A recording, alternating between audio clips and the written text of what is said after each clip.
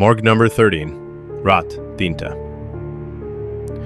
শহরের পুরনো সরকারি হাসপাতালের বিদ্যুৎ চলে গেছে। জরুরি বিভাগের পাশের পুরনো মর্গ, যার দরজায় বড় করে লেখা 3, সে ঘরটা আজ 5 বছর ধরে তালাবদ্ধ ছিল।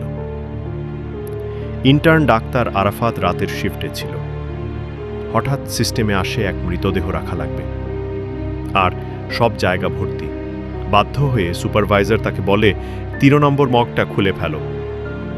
আরাফাত ভেবেছিল পুরনো ঘর একটু ধুলোময় হবে, কিন্তু দরজা খোলার পরেই ঠান্ডা একটা হাওয়া ছুটে গেল তার গা বেয়ে, যেন কেউ ফিসফিস করে বলল, ফিরে এসো না। ভেতরে ঢুকে সে মৃতদেহ রেখে বের হতে যাবে, এমন সময় দেখে একটি স্ট্রেচার নিজে নিজে ঘুরে দাঁড়িয়েছে। আলো ঝাপসা, বাতাস ভারী। হঠাৎ সব দরজা আপনা থেকেই বন্ধ হয়ে গেল, আর সেখানে সেই পুরনো মরচে ধরা ফ্রিজের পাশ থেকে ধীরে ধীরে বেরিয়ে এলো একটা বিকৃত মুখওয়ালা নার্সের ছায়া। সে মুখ ঘুরিয়ে বলল, এ ঘর এখনো আমার রোগীরা এখনো ঘুমায় না।